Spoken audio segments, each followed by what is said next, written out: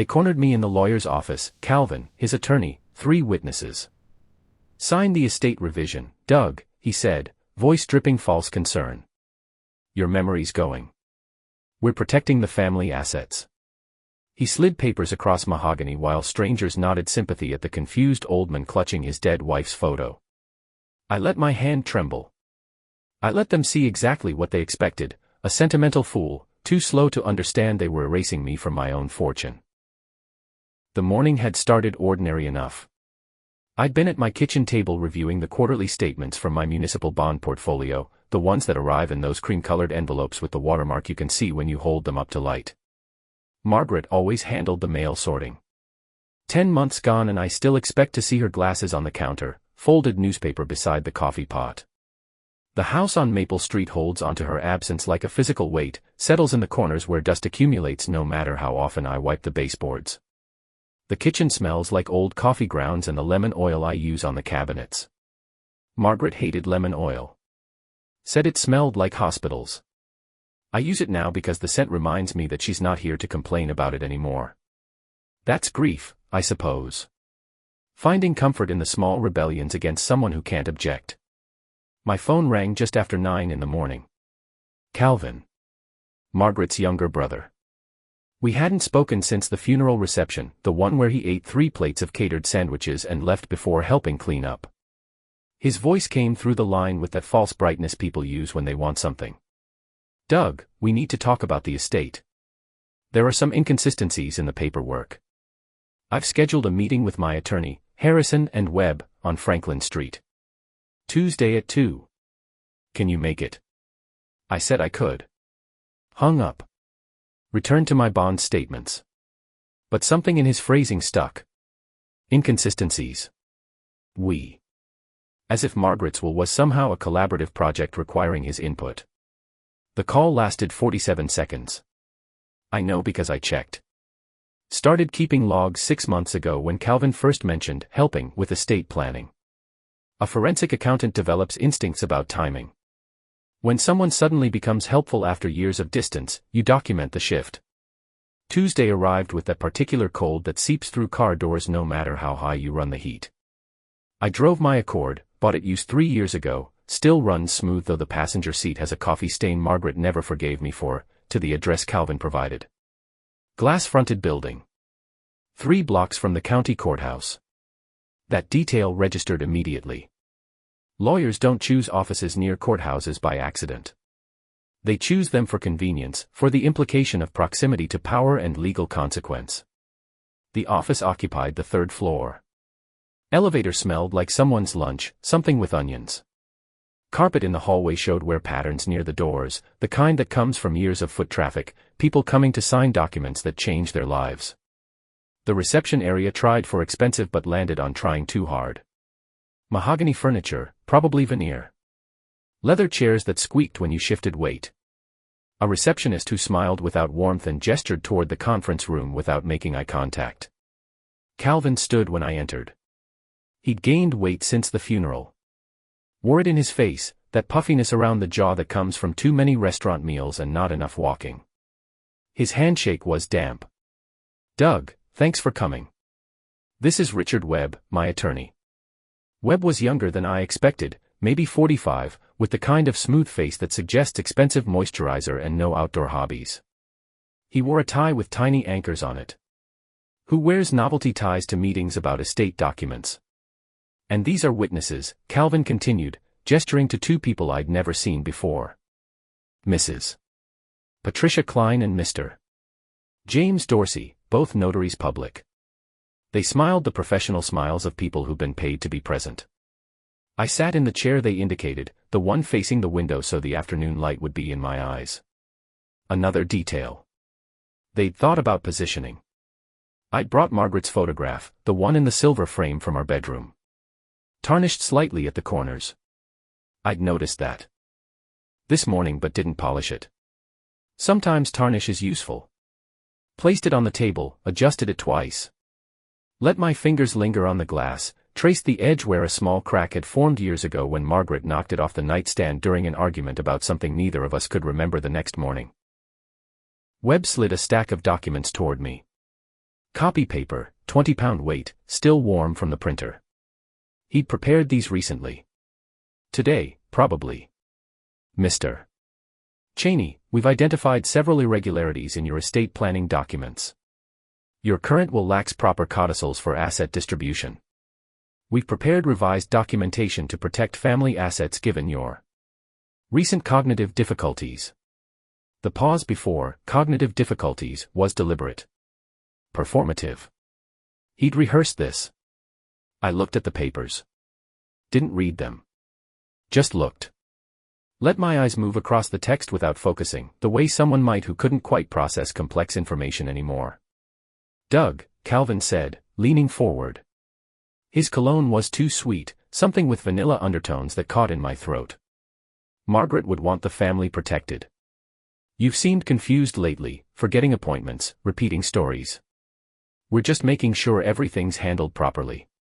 I picked up Margaret's photo. Held it with both hands, felt the weight of the frame, maybe 10 ounces, familiar as my own skin. Sign here, here, and here, Webb indicated. His pen, expensive, some brand with gold trim, pointed to signature lines. Red tabs marked the spots. Office supply store efficiency. Mrs. Klein and Mr. Dorsey leaned forward slightly, prepared to witness. To make it official. To sign affidavits that I appeared to understand what I was signing. Calvin added quietly, voice dropping to that register men use when delivering threats disguised as advice, you know I still have connections at Whitmore Consulting, where you worked. Word gets around about declining competence. Better to handle this privately. Family business stays in the family. There it was. The leverage. The threat he'd been building toward for 6 months. Sign or I'll destroy what's left of your professional reputation. Sign or I'll tell everyone you're senile. Sign or face public humiliation. My hands were resting on the table. I let the right one shake slightly as I reached for Webb's gold-trimmed pen. Picked it up. Heavy.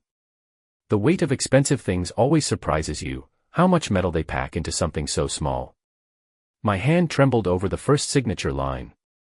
Calvin smiled. Webb smiled. The notaries prepared their stamps. And I thought about the accordion file in my desk drawer at home. The one with 6 tabs. The one containing the original will, the forensic analysis of forged signatures, the voice recordings, the communication logs. The one proving every single thing Calvin had just said was a calculated lie built on documents he'd forged and a narrative he'd manufactured. I set down the pen. Let it roll slightly on the mahogany veneer. I need to think about this, I said, my voice uncertain, old. Calvin's smile tightened. Doug, we've been over this. It's time to make a decision. I stood slowly, like standing hurt my knees. It did hurt, actually. 74 years of wear on cartilage that was never meant to last this long. Picked up Margaret's photo. Held it against my chest. I'll call you, I said. Walked toward the door. Behind me Calvin's voice rose. Doug, don't be foolish. This is for your own protection. I kept walking. Down the hallway with its worn carpet. Into the elevator that smelled like onions. Across the lobby. Out to my Accord with its coffee-stained passenger seat. Started the engine. Drove home to Maple Street. Parked in the garage. Went directly to my office. Locked the door. Opened the accordion file. Tab 1. Tab 2. Tab 3. 42 years as a forensic accountant. 17 fraud trials. I knew exactly what Calvin had just done. He'd committed his crime in front of witnesses, in an attorney's office, with documentary evidence. He'd threatened me on record in a building probably equipped with security cameras. He'd created a paper trail showing premeditation and intent. And he thought he'd won. I sat at my desk. The chair creaked. Same chair I've used for 30 years, the hydraulic lift broken so it sits too low now, but I've never replaced it because replacing things feels like admitting time moves forward whether you want it to or not. Outside my window the afternoon light was fading. Getting dark earlier now. November does that. Steals the daylight hour by hour until you're living in twilight by dinner. My hands had stopped shaking. They never were shaking, not really. Just performing the tremor Calvin needed to see. I pulled out my phone. Started a new file. Labeled it, Tuesday, November 14th. Lawyer's office. Witness testimony and coercion. Saved it. Backed it up to 3 locations. Then I sat in my too-low chair in my office that smells like old paper and lemon oil Margaret hated, and I felt something I hadn't felt since she died. Purpose. Calvin had made his move. Now it was my turn. The house settled around me with its familiar sounds. Furnace clicking on. Pipes expanding in the walls. The refrigerator humming its off-key note through the kitchen door. I'd lived in this house for 43 years. Knew every creak in the floorboards, every place where the foundation had shifted and left hairline cracks in the plaster. Margaret used to say the house talked to us. Complained about the weight of snow in winter, groaned about humidity in summer. She was right. Buildings hold memory in their bones. This one remembered Margaret in every room. Her reading glasses still on the nightstand. Her coffee mug, the blue one with the chipped handle, still in the cabinet where I can't bring myself to use it or throw it away. The accordion file sat open on my desk. 6 tabs. 42 years of professional training distilled into 6 categories of evidence. I spread the contents across the desk surface, the same oak desk I'd bought when I made partner at Whitmore Consulting in 1989. The finish was worn through in spots where my forearms rested during long nights of audit reports. Margaret used to bring me sandwiches at midnight, tell me I'd ruin my eyes working under that old desk lamp with its yellowed shade. She was probably right about that too. My eyes ache more now than they used to. Tab 1. The original will. Drafted by attorney Sandra Chen in August of 2019, 6 years after Margaret's cancer diagnosis came back the second time.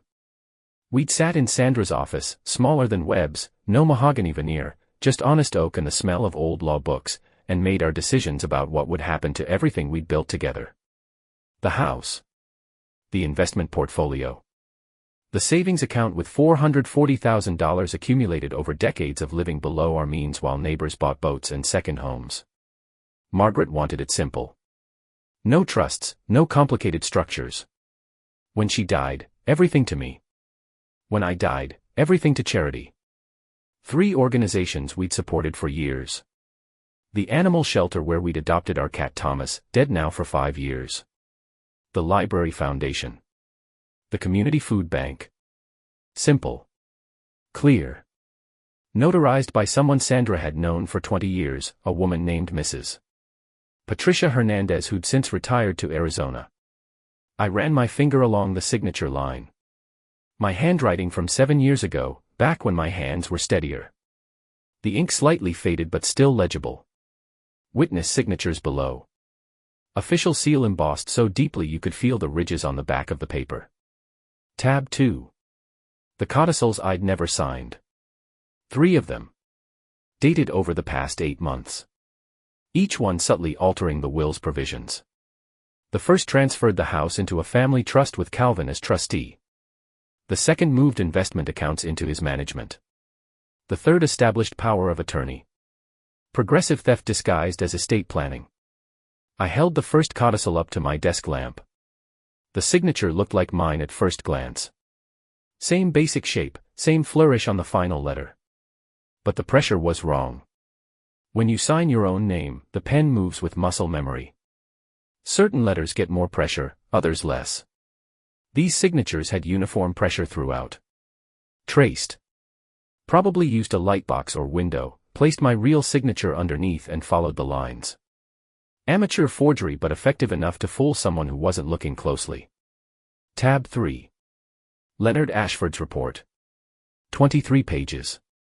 Cost me $2,400, paid by check on August 15th.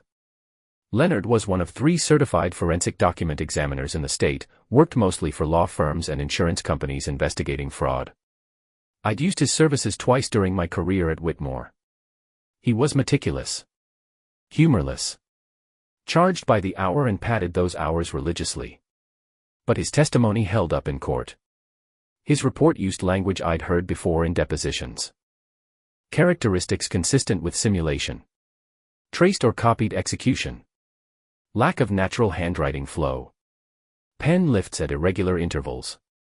Pressure anomalies throughout. 16 points of comparison. Photographs under magnification showing exactly where the forger had paused, corrected, retraced. Calvin had been careful but not careful enough. No forger ever is. They always leave traces. The hand betrays what the mind plans. Tab 4. The recordings. 8 conversations on digital files backed up to my computer, an external hard drive, and cloud storage Margaret had insisted I learn to use before she died. She'd been right about that too. Technology might be built for younger eyes, but it's useful when you need to document someone's crime in their own words. I'd started recording in July when Calvin first called about helping with estate planning. Each conversation had followed a pattern. He'd express concern about my well-being. Mention small incidents that suggested cognitive decline, appointments I'd supposedly forgotten, stories I'd supposedly repeated. None of it true, but delivered with such conviction that someone listening might believe him. Then he'd transition to solutions. Professional help. Estate management. Legal arrangements for my own protection. By the 5th conversation he'd started making threats. Subtle at first. Mentioning mutual acquaintances from Whitmore. Wondering aloud what they might think about my condition. By the 8th conversation, 3 days before the meeting at Webb's office, he'd been explicit. Sign the documents or face professional humiliation. I'd let him talk. Asked confused questions. Played the role he needed me to play. Every word recorded in 48 kHz digital clarity. Tab 5. Communication logs. Calvin had contacted 4 people from my former life at Whitmore Consulting. I knew because 2 of them had called me afterward, awkward conversations where they asked how I was doing, whether I needed anything, their voices heavy with the pity you reserve for someone losing their mind. One of them, Marcus Webb, no relation to Calvin's attorney, had been direct enough to tell me what Calvin had said. That I was showing signs of dementia. That I'd been found wandering confused in a grocery store. That the family was worried but I refused help. All lies. I documented each contact, each phone call, each time Calvin's narrative had spread through my former professional community like rot through timber. Defamation. Slander. Legal terms for the systematic destruction of someone's reputation. Tab 6. The newest edition. Notes from today's meeting at Harrison and Webb. The names of the witnesses. The specific threats Calvin had made. The time stamp showing when I'd arrived and when I'd left. The business card Webb had given me with the office address. Physical evidence. Documentary evidence. Testimonial evidence. Pattern evidence. Everything a prosecutor would need to build a case for attempted fraud, forgery, and conspiracy. I'd spent 42 years building cases exactly like this one. Knew the elements required. Knew what district attorneys looked for. Knew how to arrange evidence so it told a story that juries could follow from crime to consequence without gaps or questions. Calvin thought he was stealing from a confused old man. He was actually confessing to a forensic accountant who'd spent 4 decades learning to recognize exactly this kind of theft. I leaned back in my chair. The hydraulics groaned. Outside the window full darkness now. The streetlight on Maple Street flickering the way it had been for 2 weeks. I should call the city about that. Margaret would have called already. She handled things like that. Kept lists. Made calls. Managed the invisible infrastructure of daily life while I focused on spreadsheets and audit trails. After she died, I'd let things slide. The flickering streetlight. The loose board on the porch step. The appointment with the dentist I'd been postponing for 6 months. Not because I was confused or declining. Because I was tired. Because grief sits on your chest like physical weight and makes every small task feel insurmountable. Because when you've been married for 48 years and suddenly you're alone, the silence in the house becomes a presence you have to negotiate room by room. Calvin had mistaken grief for vulnerability. Exhaustion for incompetence. Kindness for weakness. I'd let him. Intentionally. Because I'd learned something during 42 years investigating fraud: criminals always overreach. They start with small thefts. Test boundaries. When no one stops them, they grow bolder. Take more. Eventually they cross the line from questionable behavior into prosecutable crime. You can't arrest someone for thinking about theft. You can arrest them for forging documents, for making threats, for conspiracy to commit fraud. I'd needed Calvin to cross that line. So I'd played the part he expected. The grieving widower. The confused old man. The easy mark. And I'd waited. 6 months of waiting. 6 months of recorded conversations and documented incidents. 6 months of letting Calvin believe he was succeeding while I built the case that would bury him. Why now? Why not stop him sooner? Because stopping him sooner would have meant family conflict, uncomfortable conversations, accusations without proof. Margaret's brother claiming he was only trying to help while I claimed he was trying to steal. He said, I said. Ambiguity. Calvin could have backed off. Apologized. Claimed misunderstanding. But today he'd gone too far. Brought me to a lawyer's office. Prepared forged documents. Assembled witnesses. Made explicit threats. Created a paper trail showing premeditation and criminal intent. Today he'd committed crimes I could prove in court. Today the waiting was over. My hands rested on the desk beside the accordion file. Steady now. No performance necessary. I thought about Margaret. About the afternoon 7 years ago in Sandra Chen's office when we'd made this will. How Margaret had held my hand and said she trusted me to handle everything when she was gone. How I'd promised I would. How I'd meant it. Calvin wasn't just stealing money. He was violating that promise.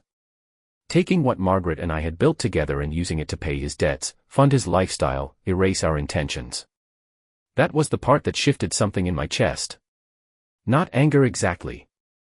Colder than anger. More like the feeling you get when you finally stop negotiating with a problem and decide to solve it. I closed the accordion file. Filed it back in the desk drawer. Locked the drawer. Stood up slowly because standing fast makes my knees complain and I was done performing for anyone. Walked to the kitchen. Made coffee in the machine Margaret bought 3 years before she died, 12-cup capacity though I only ever make 4 now. Drank it black at the kitchen table while the house settled around me and the streetlight flickered, and somewhere across town Calvin probably celebrated his victory over the confused old man who'd stumbled out of the lawyer's office clutching a photograph of his dead wife. Let him celebrate. Let him believe he'd won. Tomorrow I'd start building the trap. And by the time Calvin realized what was happening, it would already be too late. Wednesday morning I called Calvin from the kitchen phone, the landline Margaret insisted we keep because cell service dropped calls during storms. His voice came through wary, careful. Doug. I wasn't expecting to hear from you. I let my own voice carry uncertainty, the tremor of someone who'd spent the night reconsidering. I've been thinking about yesterday. About what you said. You're right. I should get everything organized properly. Silence on his end. Calculating. Then that false warmth flooding back. I'm glad you're being reasonable. This is the right decision. Could we meet again? I have questions about the documents. There were parts one didn't understand.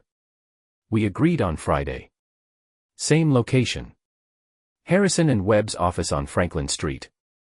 2 o'clock. Same time as before. Routine makes people comfortable. I spent Thursday preparing. Not preparing documents, those were already organized, filed, backed up in triplicate. Preparing myself. The performance. I laid out the same clothes I'd worn Tuesday. Gray cardigan, brown slacks, white shirt with a small stain near the collar from coffee I'd spilled weeks ago and never treated properly. Margaret would have treated it immediately, used that stained stick she kept under the sink. I left the stain. Old men who can't manage their own estates don't manage laundry either. I practiced the tremor in my hands. Not too much. Just enough to suggest unsteadiness without looking like palsy. Picked up objects, set them down. Let them settle with slightly too much care, The way someone does when they're not quite sure of their grip anymore. Practiced my voice. Slower cadence. Occasional pauses mid-sentence as if losing the thread of thought. Nothing too obvious. Subtle decline. The kind people notice but feel guilty mentioning. Friday arrived cold and gray, the kind of November day where the sun never quite breaks through the clouds and everything exists in that flat shadowless light that makes colors look drained. I drove to Franklin Street. Parked in the same spot I'd used Tuesday. The building looked the same. Glass front reflecting nothing. The elevator still smelled like onions, though probably different onions from Tuesday. Different lunch, same smell. Third floor. Harrison and Webb. The reception area empty this time except for the receptionist who nodded without recognition. People don't remember old men. We're interchangeable. Generic. Invisible. Webb's conference room. But this time Calvin was alone. No attorney. No notary witnesses. Just him across the mahogany veneer table, documents already spread out, waiting. He'd gained confidence since Tuesday. Thought the hard part was over. I carried Margaret's photograph in the silver frame. Set it on the table in the same spot as before. Adjusted it twice. Let my fingers linger. Calvin watched this ritual with barely concealed impatience. I'm glad you came back, Doug. We can go through everything at your pace. Take all the time you need. I'd brought my reading glasses, the cheap ones from the drugstore that I kept in the car. Put them on. Took them off. Cleaned them with my shirt. Put them on again. Oldman Theater. I read through the papers after I got home, I said. There's a section about transferring the house deed into some kind of trust. I don't understand that part. Calvin leaned forward. His cologne again. Sweet vanilla that caught in my throat. Today he wore a sweater, casual Friday maybe, dark blue with a small stain near the hem. We matched. Two stained men across a table. It's standard estate planning, he said. The trust protects the asset from probate. Probate can take months, tie everything up in court. This way it's clean. Simple. But who controls the trust? I'd be the trustee. Just temporarily, until everything's settled properly. I nodded slowly. Looked at Margaret's photo. Back to the documents. Temporarily how long? However long it takes, Doug. Could be a few months. Could be longer. Depends on various factors. What factors? His jaw tightened slightly. Micro-expression. Irritation breaking through the patience. Legal factors. Tax factors. It's complicated. That's why you need someone to handle it for you. In my shirt pocket, beneath the cardigan, the Sony recorder was running. Voice activated. 48 kHz clarity. Battery life 12 hours. I'd started it in the parking garage. Every word preserved. And the investment accounts, I said. There's paperwork about those too. Same arrangement. Consolidated management. You won't have to worry about tracking everything anymore. But those accounts have my retirement money. The bonds. The dividends. I know, Doug. That's exactly why they need professional management. You're not equipped to handle this anymore. Not equipped. Clear language. Establishing incompetence on record. I let my hands shake slightly as I turned pages. Squinted at the text even though the font was large enough. There are a lot of signature lines. Just 8 documents. We'll go through them together. One at a time. Nice and slow. He was using the voice people use with children. Slow. Over-enunciated. Patronizing in that way that feels helpful to the speaker but humiliating to the listener. I'd heard that voice directed at Margaret near the end when nurses explained her medication schedule as if terminal cancer had erased her doctorate in education. What if I change my mind later? After I sign. Calvin's expression shifted. Harder now. The patient's wearing thin. Doug, we've been through this. Once the paperwork is executed, it's final. That's the whole point. Legal certainty. But legally I could revoke, you could try. His voice cut across mine. Sharper. But given your documented cognitive decline, any revocation attempt would be challenged. My attorney has testimony from multiple witnesses about your confusion. It would get ugly. Expensive. You'd lose. There it was. The threat. Explicit now. On record. I looked down at the documents. Let my shoulders slump. Defeat. Surrender. Everything Calvin needed to see. I don't want it to get ugly. Then sign the papers, Doug. Make this easy on everyone. I picked up the pen he'd placed in front of me.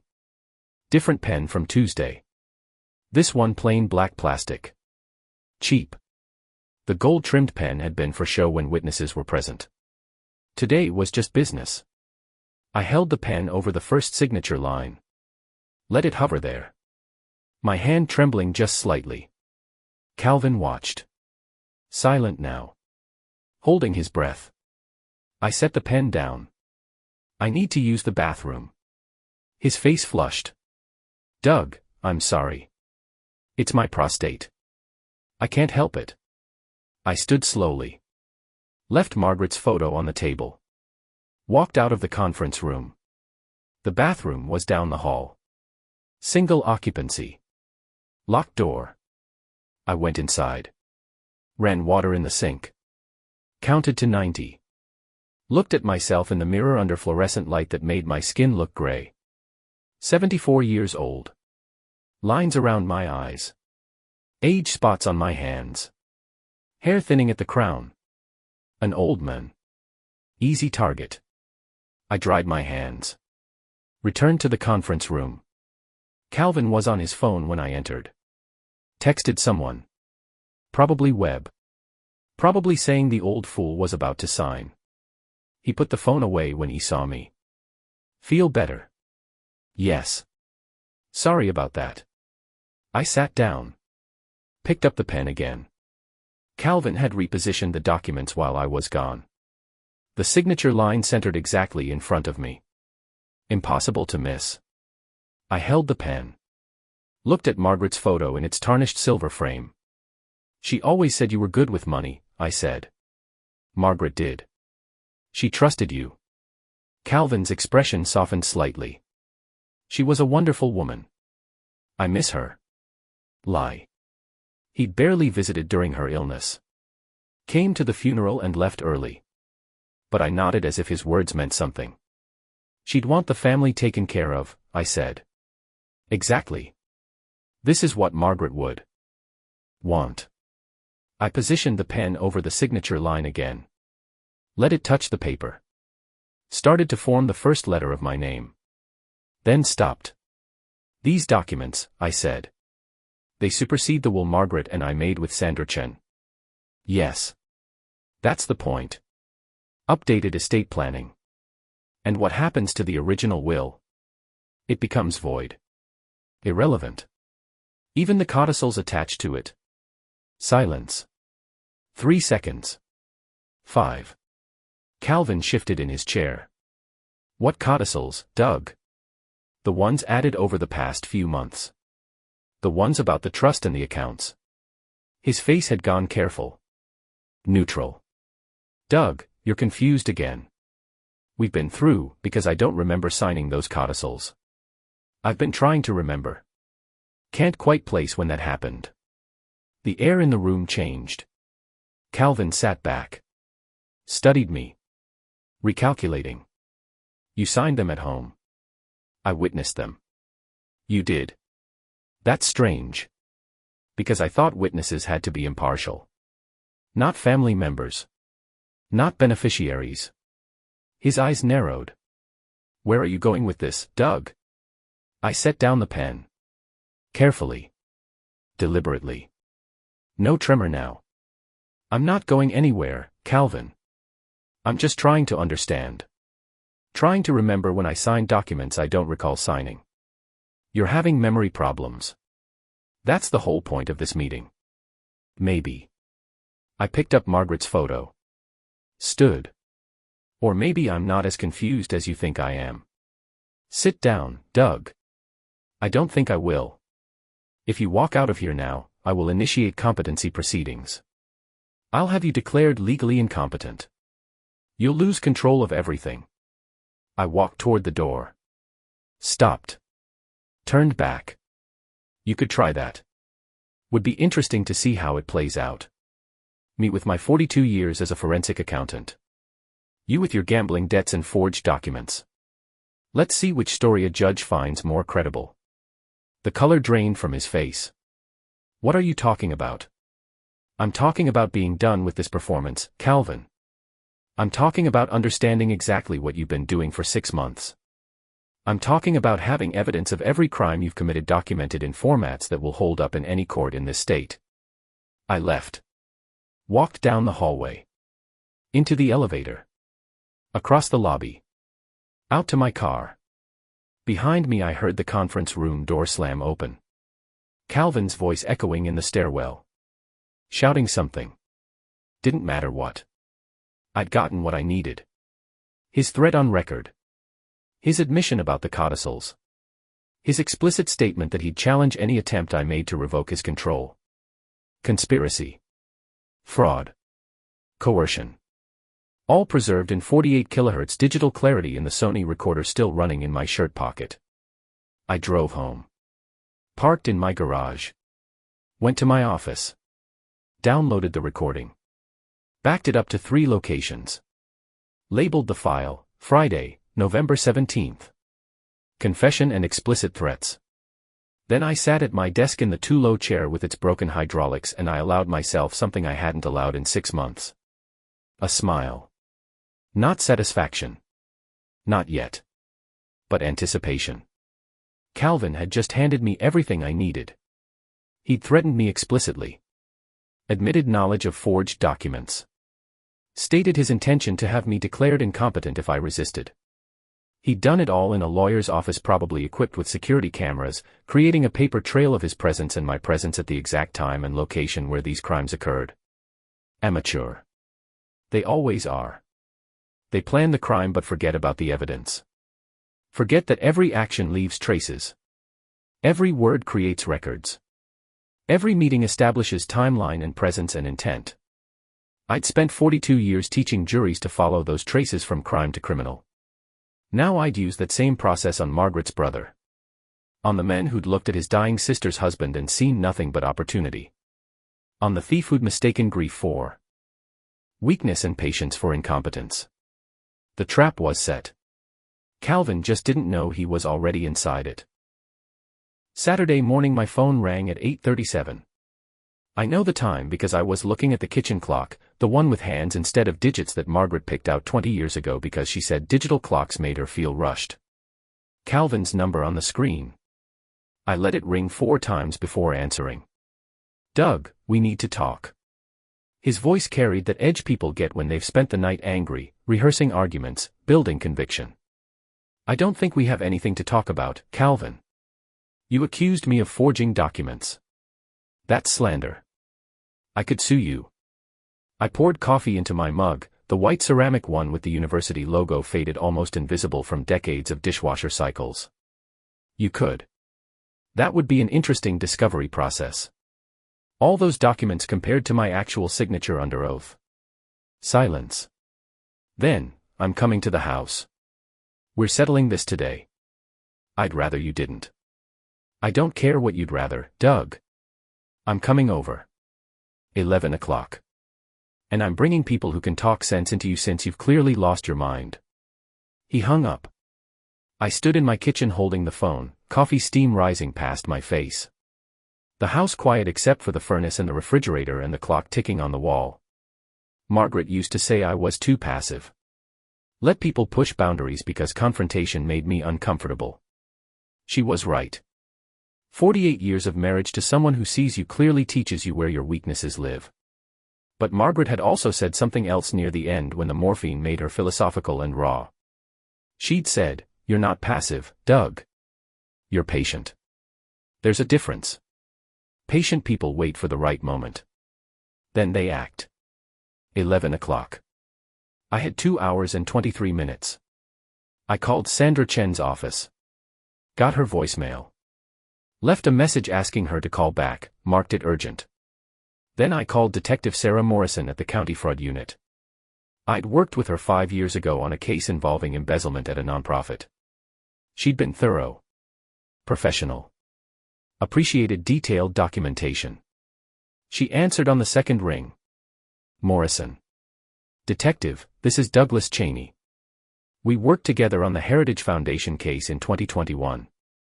Mr. Cheney, I remember. What can I do for you?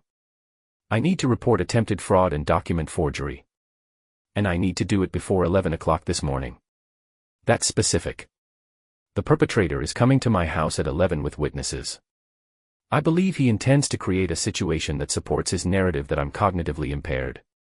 I'd like law enforcement present when that happens. She was quiet for a moment. Then, tell me what you've got. I gave her the abbreviated version. The forged codicils. The recorded threats. The meetings at Webb's office. The systematic campaign to establish incompetence. 13 minutes of facts delivered in the same tone I'd used in depositions. No emotion. Just evidence and timeline. When I finished, she said, "You've documented all this. Extensively. Can you email me the files? I can have them to you in 10 minutes. Do that. Include your address. I'll be there at 10:45 with another officer. Don't engage with the suspect until we arrive." Understood. I hung up. Went to my office. Uploaded the files to email. The original will. Ashford's forensic report.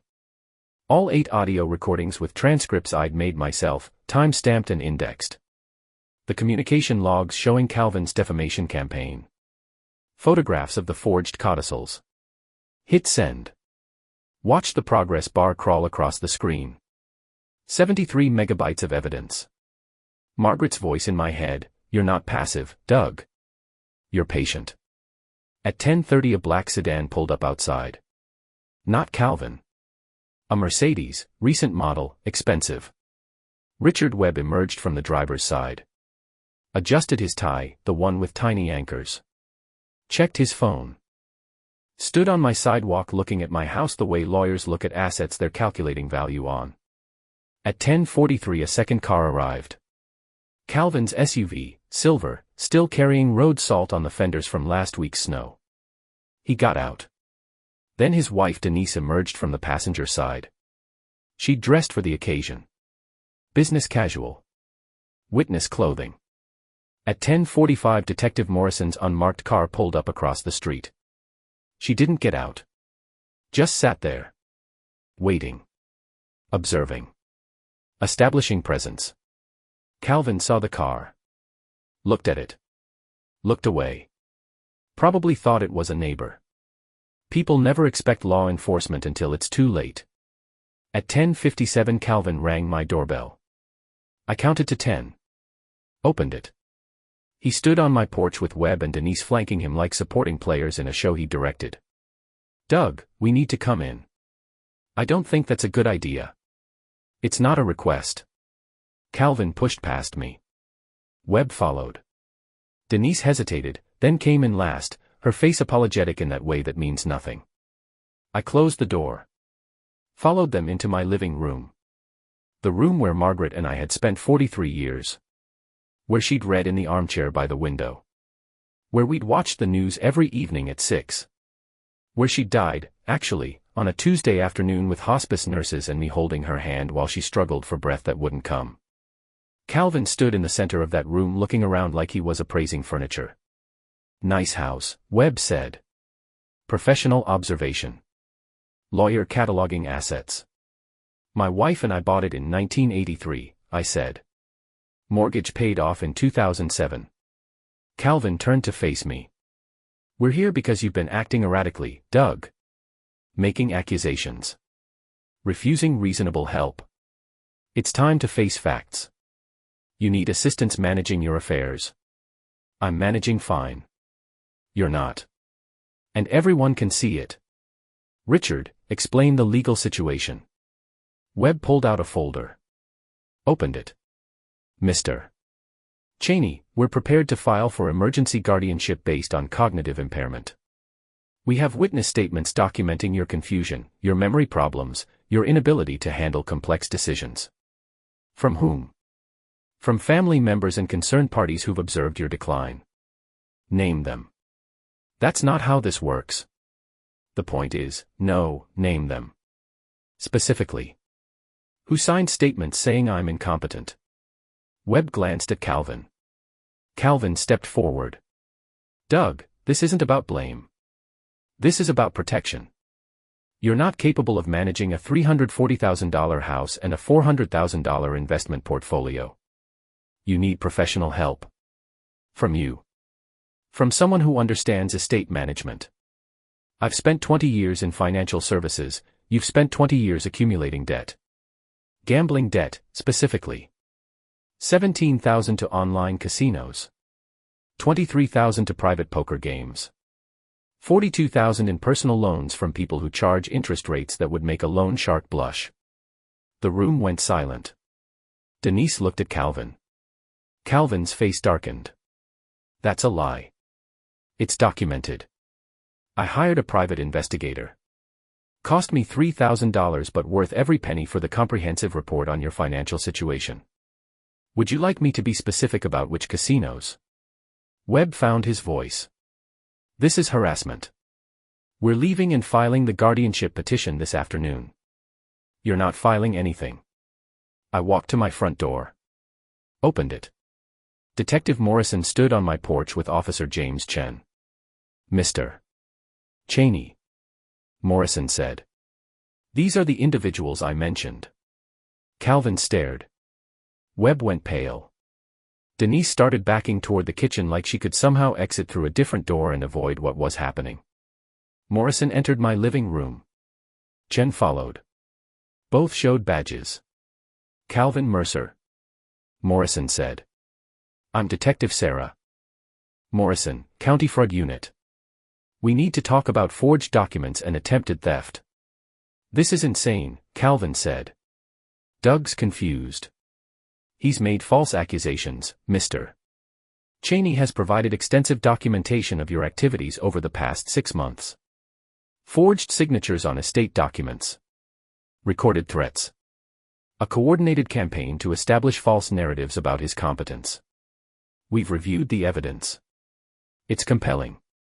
He's lying. He's senile. Richard, tell them. Webb was already moving toward the door. I was acting in good faith. My client provided me with documents he claimed were legitimate, so you're saying you didn't know the codicils were forged? Morrison asked. That'll be an interesting defense. Webb stopped moving. Chen had positioned himself between the lawyer and the exit. Nowhere to go. Morrison turned to Calvin. Mr. Mercer, you have the right to remain silent. She continued with the Miranda warning. Standard language I'd heard in courtrooms dozens of times. But hearing it in my living room, directed at Margaret's brother, felt surreal.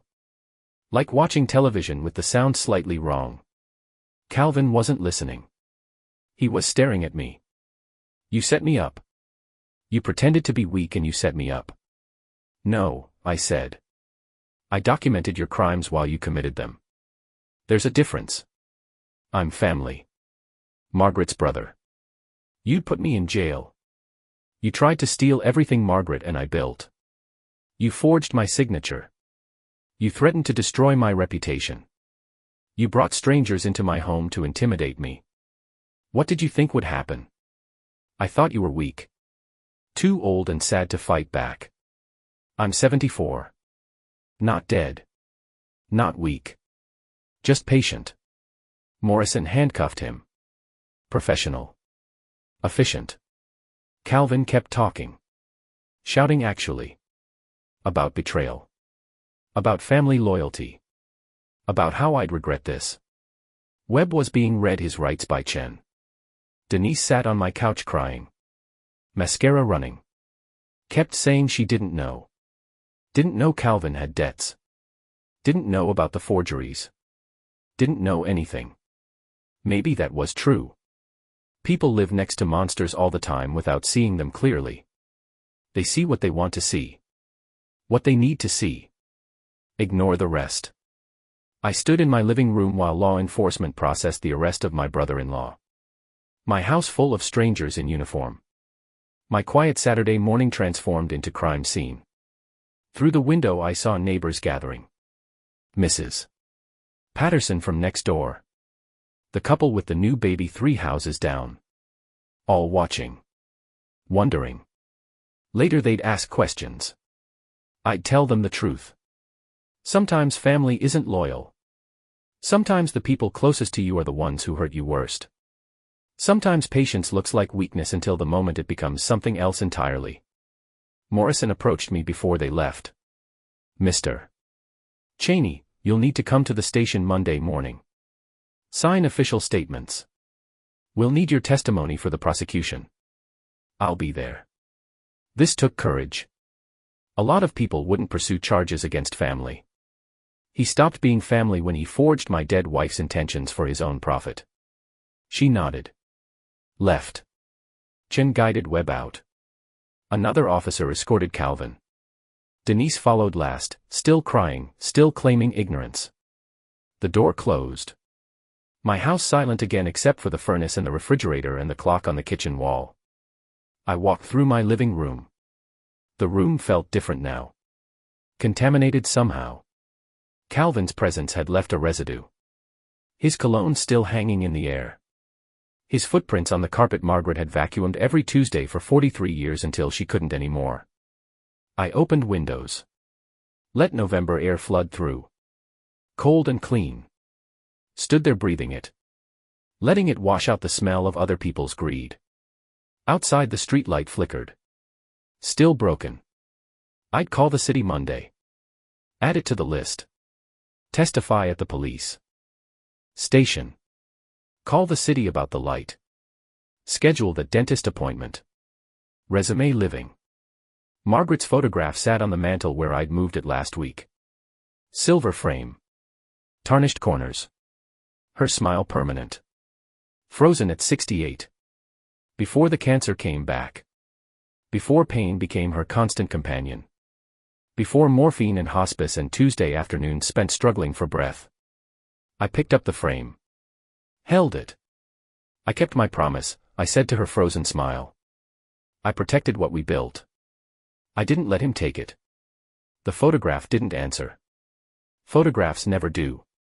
But standing there in my living room with cold air flowing through and neighbors still gathered outside and evidence of the morning's confrontation all around me, I felt something shift. Not relief exactly. Not satisfaction. Something else. Resolution. The thing you feel when a long calculation finally balances. When the equation that's been incomplete suddenly closes. When the answer matches the question. For 6 months I'd been patient. Played weak. Let Calvin build his case against himself. Let him commit crimes while I documented every step.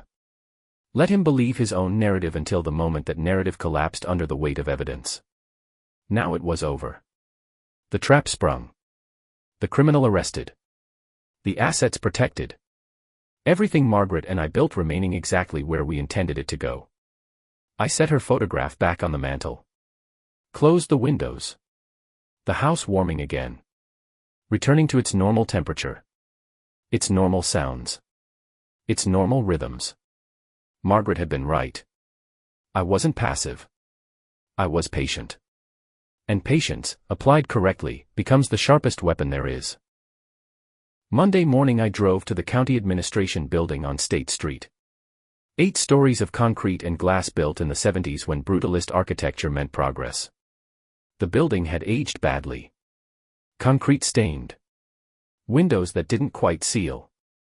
The kind of structure that holds onto cold even when the heat's running. I parked in the visitor lot. Took my briefcase from the trunk. The Samsonite I'd carried to Harrison and Webb's office. Still functional after 28 years. Leather worn soft at the handle where my hand grips it. Margaret bought me this briefcase when I made partner. Spent more than we could afford because she said a partner needed to look the part. I'd carried it to 17 fraud trials. 18 now. 4th floor. District Attorney's Office. Detective Morrison met me in the lobby. Mr. Cheney. Thank you for coming. We're meeting in conference room B. She led me down a hallway with fluorescent lights that hummed at a frequency you feel more than hear. The kind of sound that builds behind your eyes into a headache if you're exposed too long. Conference room B was small. Table for 8. No windows. Coffee maker in the corner with a pot that looked like it had been sitting since Friday. Assistant District Attorney Marcus Webb, different Webb, no relation to Richard, sat at the head of the table reviewing files. He looked up when I entered. Early 50s.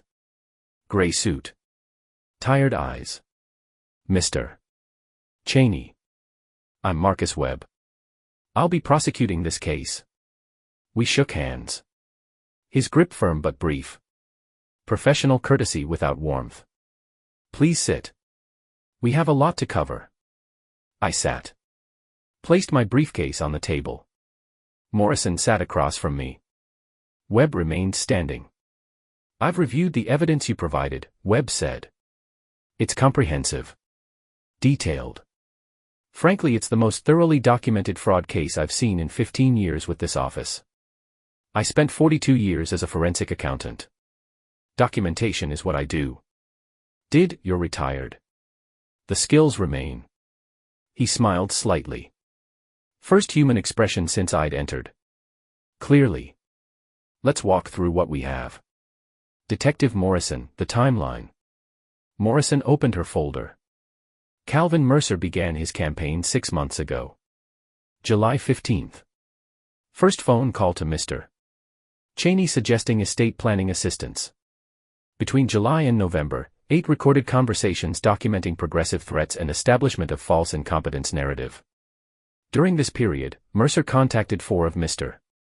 Cheney's former colleagues spreading defamatory claims. All documented, I said. Phone logs. Recordings. Follow-up conversations with the individuals Mercer contacted. Webb nodded. The forgeries. Walk me through those. I opened my briefcase.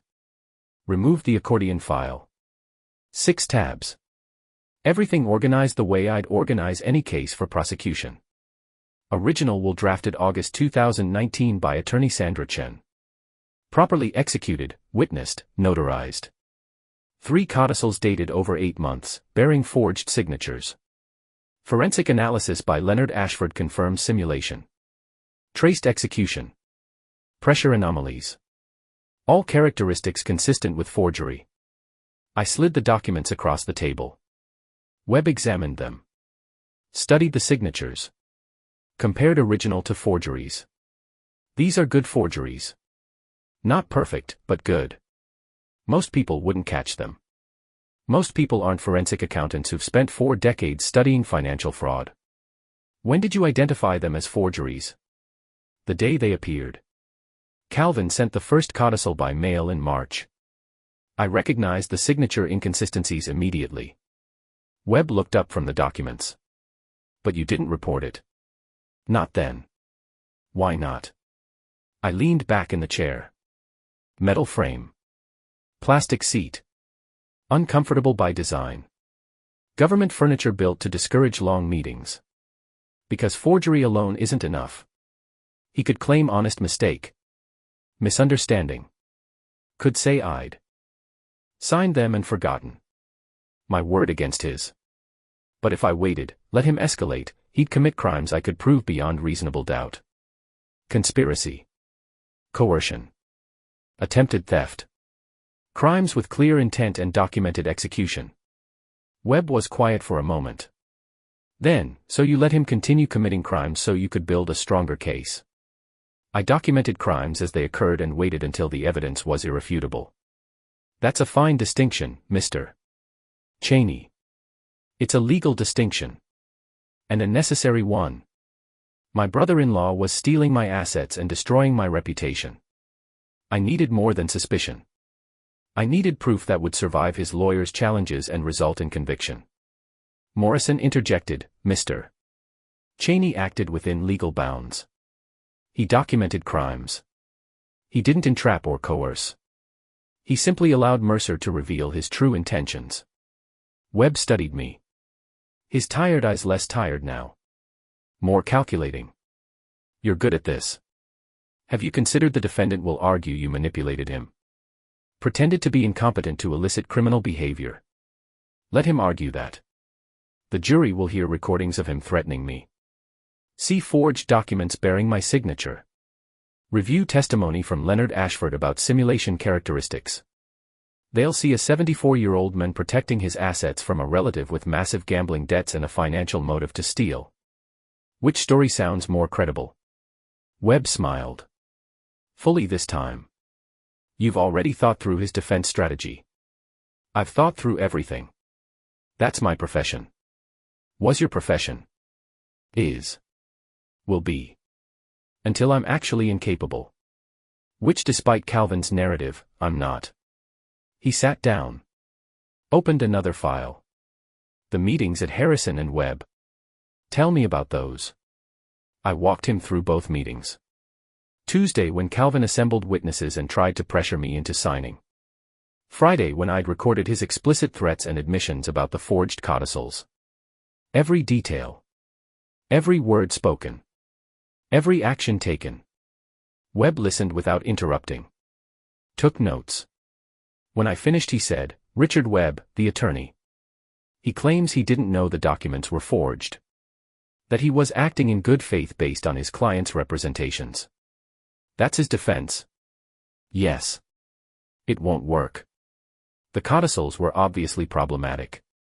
Different paper stock than the original will. Different notary. Dates that don't align with any legitimate estate planning timeline. Any competent attorney would have questioned them. Webb chose not to question because questioning would have interfered with his fee. Can you prove he knew? I can prove he should have known.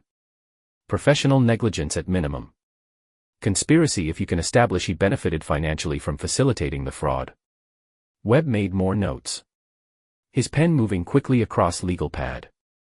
Old school. No laptop. Just paper and ink. I respected that. What about Denise Mercer? Morrison asked. Calvin's wife. You think she was involved? I considered. No. I think she was willfully ignorant. Knew Calvin had problems but didn't look too closely. That's not a crime.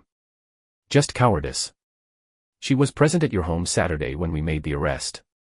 She could be charged as an accessory. You could charge her. But what would you gain? A frightened woman who married badly. Let her testify against Calvin instead. Give her immunity. She'll cooperate. Webb nodded. Already offered. She accepted. She'll testify about Calvin's debts, his obsession with your estate, conversations she overheard about getting control of your assets. The coffee maker gurgled in the corner. Old coffee burning. No one moved to turn it off.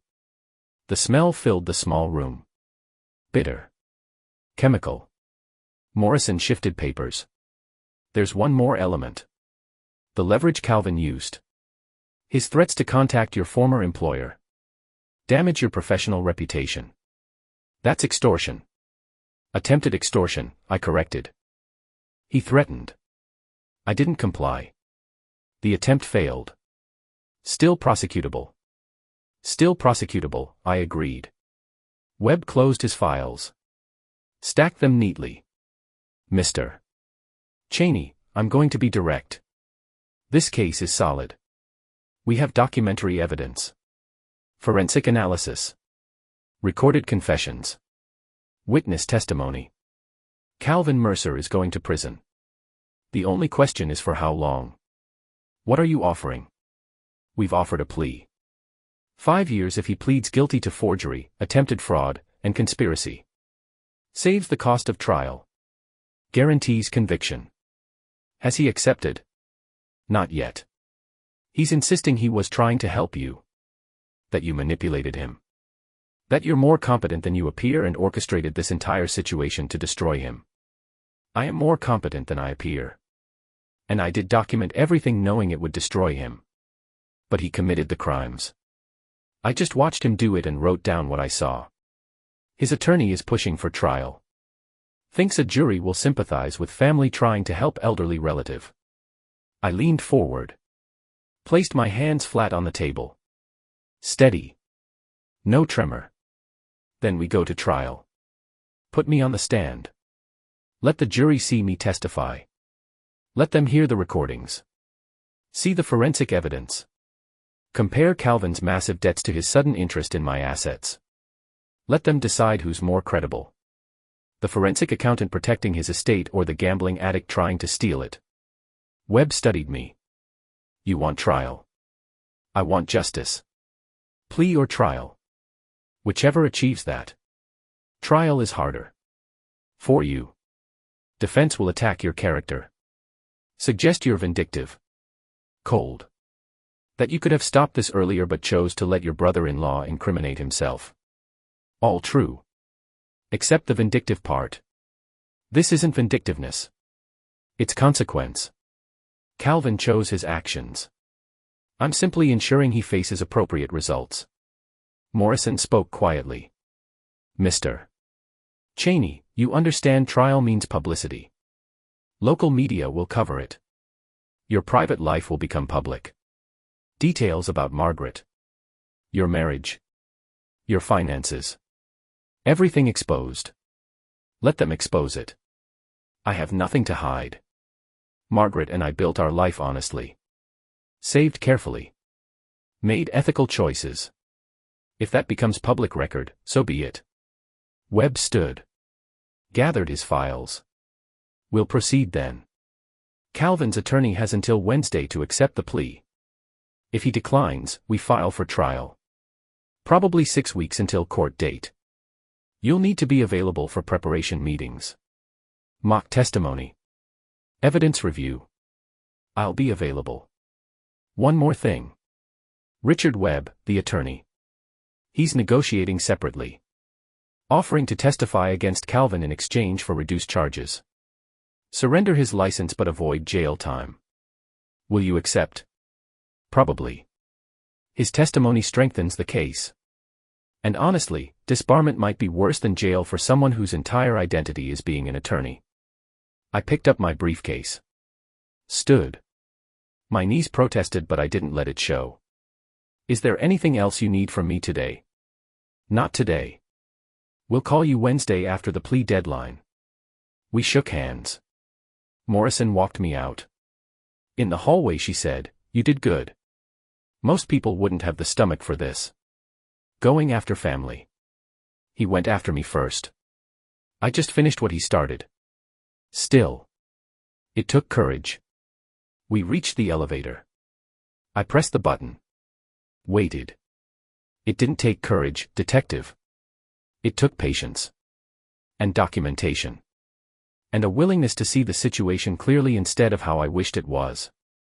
Calvin stopped being family when he forged my signature. After that he was just another criminal. And I've spent 42 years helping put criminals in prison. The elevator arrived. Doors opened. I stepped inside. Morrison stayed in the hallway. Mr. Cheney. Off the record. Yes. I hope when I'm 74 I'm half as sharp as you. Stay curious. Keep learning. Document everything. You'll be fine. The doors closed. I descended through the building. 4 floors. Each floor a calculation completed.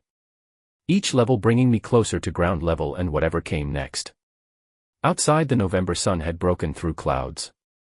Rare warmth for late morning. I walked to my car. Sat inside. Didn't start the engine immediately. Just sat breathing. Processing. The meeting had gone well. Webb was competent. Thorough. Would prosecute effectively whether Calvin accepted the plea or demanded trial. Either way, justice would follow. Process would unfold.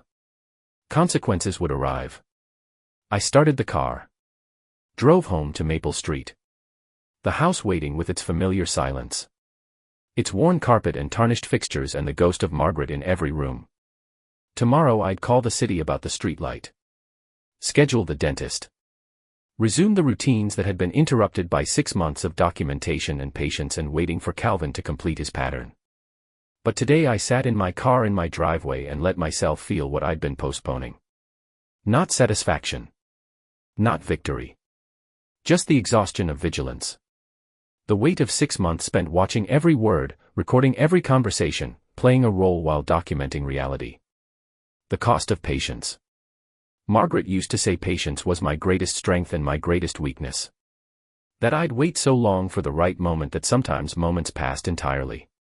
But she'd been wrong about one thing. I hadn't let this moment pass. I'd waited for it. Recognized it. Acted on it. And now Calvin would spend the next 5 years, or more if trial went badly for him, understanding that mistaking patience for weakness was the most expensive error he'd ever made. I got out of the car. Went inside. Made coffee in Margaret's machine. Sat at the kitchen table with the mug warming my hands and light coming through the window and the clock ticking on the wall. The same kitchen where this had started. Where Calvin had called 6 months ago with his first suggestion about helping with estate planning. The same table where I'd sat recording conversations while pretending confusion. The same chair where I'd planned each step knowing eventually Calvin would overreach and I'd have everything I needed. Full circle. Pattern complete. Equation balanced. I drank my coffee and watched light move across the kitchen floor and thought about Wednesday when the plea deadline would pass and Calvin would either admit his crimes or face trial. Either way, the assets Margaret and I built would go exactly where we intended. To the animal shelter. The library. The food bank. To places that helped instead of hurt. Created instead of destroyed. Built instead of stole. Calvin had tried to erase our intentions. Replace them with his debts and his needs and his entitled conviction that family assets were his to claim. He'd failed. Not because I fought him directly. But because I'd been patient enough to let him defeat himself. Margaret would have been proud. Or maybe horrified. Probably both. She'd always said I was too forgiving. That I let people take advantage.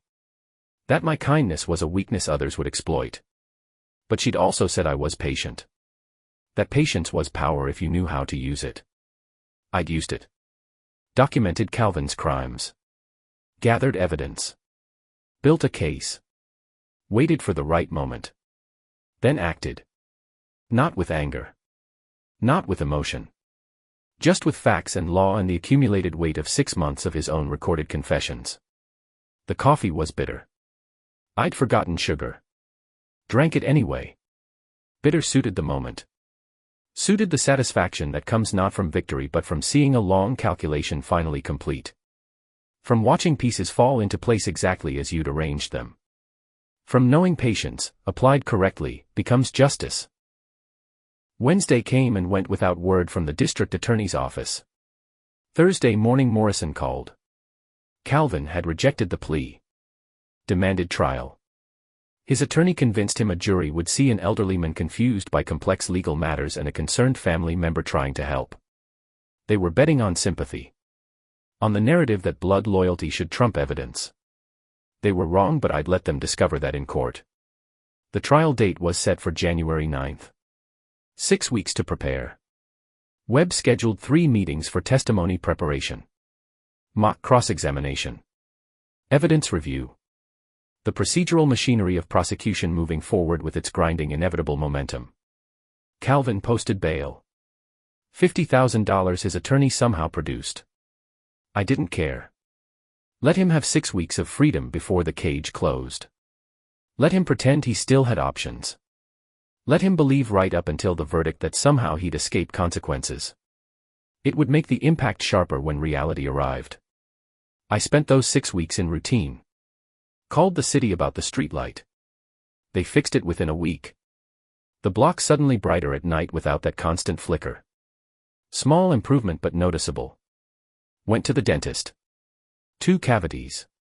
Scheduled them filled. Paid the bill. Resumed the small maintenances of daily existence I'd been postponing.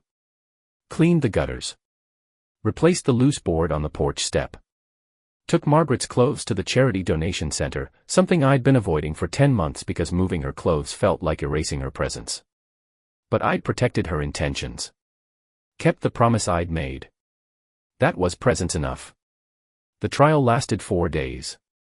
January 9th through January 12th. Courthouse on 5th Street. Courtroom C. Wood paneling and fluorescent lights and uncomfortable benches for spectators who came to watch other people's lives dissected. Calvin sat at the defense table in a suit that looked new. Probably borrowed. His attorney beside him projecting confidence that didn't reach his eyes. Jury of 12. 7 women, 5 men. Ages ranging from 20-something to retirement. The composition Calvin's attorney had fought for during selection. Older jurors might sympathize with elderly confusion. Younger jurors might feel protective of family bonds. Webb had let them have the jury they wanted. Confident the evidence would overcome any sympathy. Day 1 was opening statements and procedural testimony. Webb laid out the case methodically. The forged codicils. The recorded threats. The systematic campaign to establish false incompetence.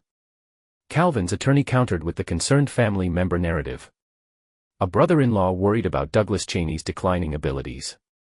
Trying to help before the situation became tragic. All very reasonable if you ignored the evidence. Day 2 was forensic testimony. Leonard Ashford on the stand for 6 hours explaining simulation characteristics, pressure anomalies, pen lift patterns. Demonstrating with magnified photographs exactly where and how the signatures were forged. The jury paid attention. Took notes. Watched Ashford trace the inconsistencies with professional precision. Calvin's attorney tried to shake him on cross-examination. Suggested alternative explanations. Natural variation in signature patterns. Age-related tremor causing irregularities. Ashford demolished each theory with data. With decades of expert testimony. With the unshakable authority of someone who knows his field completely. Day 3 was my testimony. Webb called me to the stand at 9:30 in the morning. I wore my gray suit. The one I'd worn to Margaret's funeral. Clean shirt. Conservative tie. The uniform of credibility. Webb walked me through my background. 42 years as a forensic accountant. 17 prior fraud cases. Professional credentials establishing I was neither confused nor incompetent. Then the recordings. 8 conversations played for the jury. Calvin's voice filling the courtroom. His false concern. His escalating threats. His explicit statement that he'd have me declared incompetent if I resisted. I watched the jury while the recordings played. Watched their expressions shift from neutral to troubled to disgusted. Watched them look at Calvin with dawning understanding that the concerned family member narrative was a performance covering calculated theft. Cross-examination lasted 2 hours. Calvin's attorney tried every angle. Suggested I'd manipulated Calvin. Pretended weakness to elicit criminal behavior. Orchestrated the entire situation for vindictive purposes. I answered each question calmly. Factually. Without emotion. Yes, I'd documented Calvin's crimes. Yes, I'd allowed him to escalate rather than stopping him immediately. Yes, I played along with his assumptions about my confusion. But no, I hadn't coerced him. Hadn't forced him to forge signatures or make threats or assemble witnesses for intimidation. I'd simply observed criminal behavior and documented what I saw. The attorney pushed harder. Mr.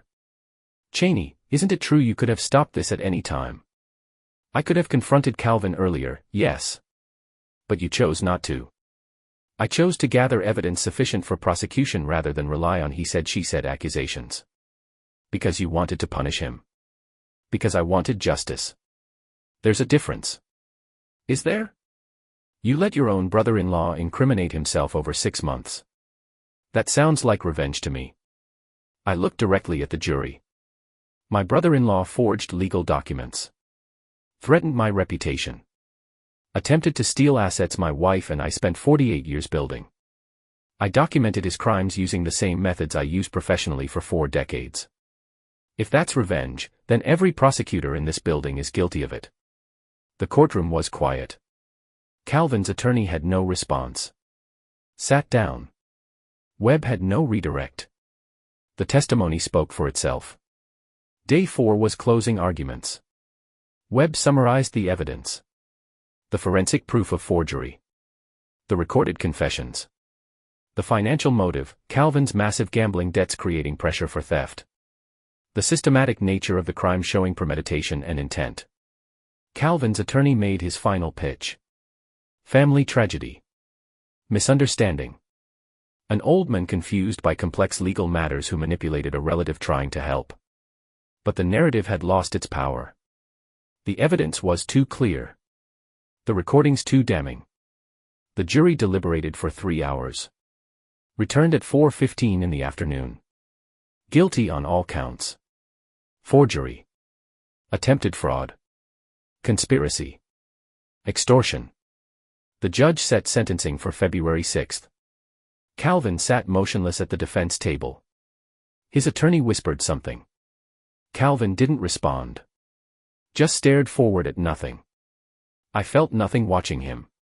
No satisfaction. No vindication. Just the flat acknowledgement that the process had completed. The equation had balanced. The pattern had resolved. Outside the courthouse, Morrison found me on the steps. Congratulations, Mr. Cheney. That was a solid conviction. It was an inevitable conviction. The evidence was overwhelming. Still. You did good.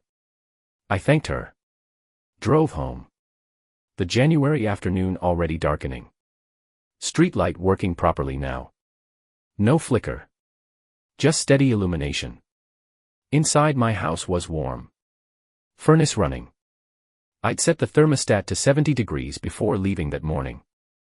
Margaret always kept it at 68, said anything higher was wasteful, but I kept it warmer now because I could. Because small rebellions against her practical nature were how I remembered her. How I kept her present without letting her death control every choice. I made dinner.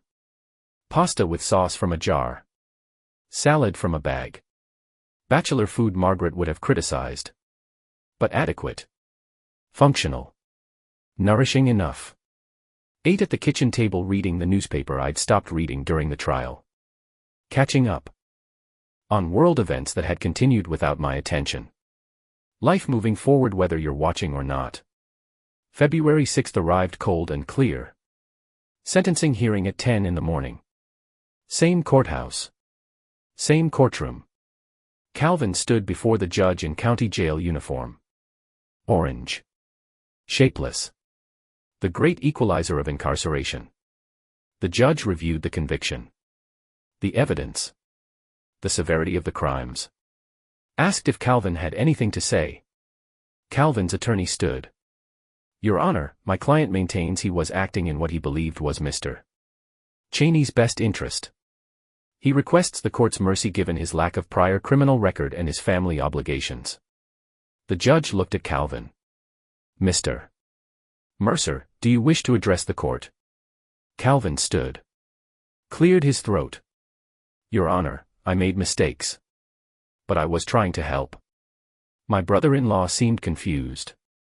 I thought I was protecting him. The judge waited. Is that all? I'm sorry for any confusion this caused. Confusion. You forged documents. Made threats. Attempted to steal hundreds of thousands of dollars. And you characterized that as confusion. Calvin said nothing. The judge continued. Mr. Mercer, this court has reviewed the evidence. The recordings of your threats. The forensic proof of forgery. Your financial motive for theft. This was not confusion. This was calculated criminal behavior targeting a vulnerable family member for financial gain. The only confusion appears to be yours, confusion about consequences. She sentenced him to 7 years in state prison. 2 years more than the rejected plea offer. Plus restitution of $12,000 for my legal expenses and investigative costs. Plus permanent restraining order preventing any contact. Calvin sagged. His attorney caught him. Whispered urgently. Calvin shook his head. Kept shaking it like he could refuse reality by physical denial. Guards led him out. He didn't look at me. Didn't look back. Just walked through the door into the rest of his life, reduced now to cell blocks and count times and years stretching ahead with nothing but time to consider his errors. I walked out of the courthouse into February cold. Sun bright but without warmth. The kind of day where light and temperature contradict each other. Morrison was waiting. 7 years.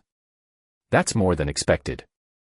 The judge didn't appreciate his lack of remorse. No. She didn't. What will you do now? I considered the question. Go home. Resume living. The rest of my life waiting whether I'm ready or not. You earned it. The peace. After everything. I didn't earn it. I protected it.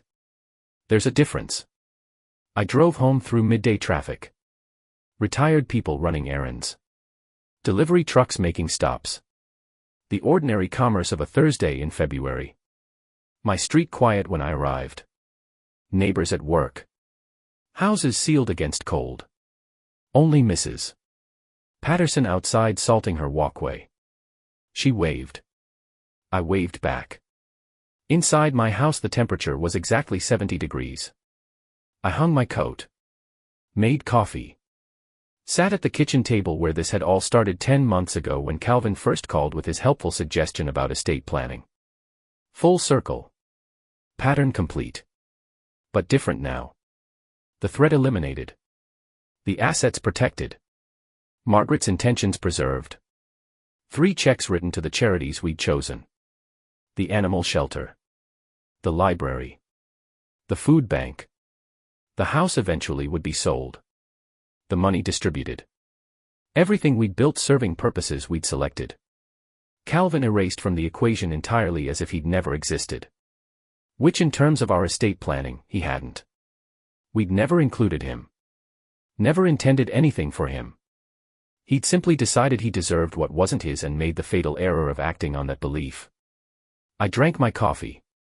The same mug Margaret had hated because I'd gotten it free at some conference and she thought free things cluttered the kitchen with corporate logos. But I'd kept it anyway. Used it daily. Small act of independence that felt larger now that she wasn't here to object. The phone rang. Sandra Chen. Doug, I heard about the sentencing. I wanted to check on you. I'm fine. It's over. 7 years. That's substantial. It matched the crime. Calvin will have time to reflect on his choices. How do you feel about it? Honestly. I considered. How did I feel? Relieved the process was complete. Satisfied the evidence had proven sufficient. Sad that family had required prosecution. But mostly just tired. The exhaustion of vigilance ending. I feel like I kept my promise to Margaret. That's enough. She'd be proud. And probably horrified. You know how she was about family. I do. But she was also practical. She understood consequences. She'd have wanted me to protect what we built together. Still. This couldn't have been easy. Nothing about the last year has been easy. But easy isn't the standard. Right is the standard. This was right. We talked a few more minutes. She offered to take me to lunch. I declined. Promised to call when I was ready for social interaction. Hung up. Sat in my kitchen with cooling coffee and afternoon light moving across the floor and the house settling around me with its familiar sounds. I thought about Calvin in his cell. About the next 7 years of his life. About whether he'd understand what he'd done or just nurse grievance. Probably grievance. People like Calvin rarely achieve insight. They externalize blame. Construct narratives where they're victims. Learn nothing. But that wasn't my concern anymore. I'd done what I'd needed to do. Protected the assets. Preserved the intentions. Ensured justice. What Calvin did with his consequences was his problem. I stood. Walked through my house. Living room where Margaret had read. Bedroom where she'd died. Office where I'd spent 6 months documenting her brother's crimes. Each room holding memory but not haunted. Just lived in. Used. The accumulated evidence of 48 years together. I opened the accordion file one last time. 6 tabs. Everything organized. Everything preserved. Evidence I'd never need again but couldn't quite throw away. Not yet. Maybe someday. Maybe I'd burn it ceremonially or shred it methodically or just leave it for whoever cleaned out my house after I died. But today I filed it in the bottom drawer of my desk. Closed it. Locked it. Done. Outside my window the afternoon continued. Mrs. Patterson finished salting her wok. Mail truck made its rounds. Dog barked somewhere 3 houses down. Ordinary Thursday in February. My life no longer defined by documentation and vigilance. Just ordinary again. Which was what I'd wanted. What Margaret and I had built. Ordinary life. Modest house. Careful savings. Quiet routines. Nothing extraordinary. Nothing remarkable. Just honest living and ethical choices and the small accumulations of decades. Calvin had tried to take that. Replace it with his chaos and his debts and his entitled conviction that family assets were his inheritance. He'd failed because he made the same mistake everyone makes when they target someone they perceive as weak. He assumed the target wouldn't fight back. Wouldn't recognize the attack. Wouldn't document and plan and execute a defense that became offense. But I'd recognized it. From the first phone call. From the first suggestion about helpful estate planning. I'd known exactly what Calvin was doing because I'd spent 42 years watching people steal. They all use the same methods. Create urgency. Establish themselves as the solution. Isolate the victim. Strike when resistance seems unlikely. Textbook fraud. And I'd written the book. Or at least I'd studied it long enough to recognize every chapter. So I'd documented. Waited. Gathered evidence. Let Calvin complete his pattern. Then used the full weight of law and evidence and professional testimony to crush him. Not because I'm vindictive. Because I'm thorough. Because protecting what you've built requires more than passive defense. It requires active documentation. Strategic patience. Willingness to see the situation clearly and act accordingly. Margaret used to say I was too passive. That I let people take advantage. She was wrong. I wasn't passive. I was patient. And patience, when combined with documentation and professional expertise and cold, clear-eyed assessment of threat, becomes the most devastating weapon there is. I made more coffee. The afternoon stretching ahead. Empty now. No meetings. No preparation. No testimony. Just time. My own time. Years of it hopefully. Years to read. To travel maybe. To figure out who Douglas Cheney was without Margaret. Without career. Without the defining roles that had structured my identity for 74 years. That was the work ahead now. Not protecting assets from thieves. Not documenting crimes. Just living. Being. Existing in the house on Maple Street until eventually I didn't. Until the next thing came. Whatever that was. But today I sat in my kitchen drinking coffee that was too bitter because I'd forgotten sugar and I didn't mind. Bitter suited the moment. Suited the satisfaction of work completed. Pattern resolved. Promise kept. Outside the streetlight stood ready for evening. No flicker. Working properly. Small repair that pleased me more than it should. Evidence that broken things could be fixed if you made the call. If you followed through. If you didn't just accept dysfunction as inevitable. Maybe that was the lesson. Don't accept dysfunction. Don't assume weakness prevents action. Don't mistake patience for passivity or kindness for vulnerability.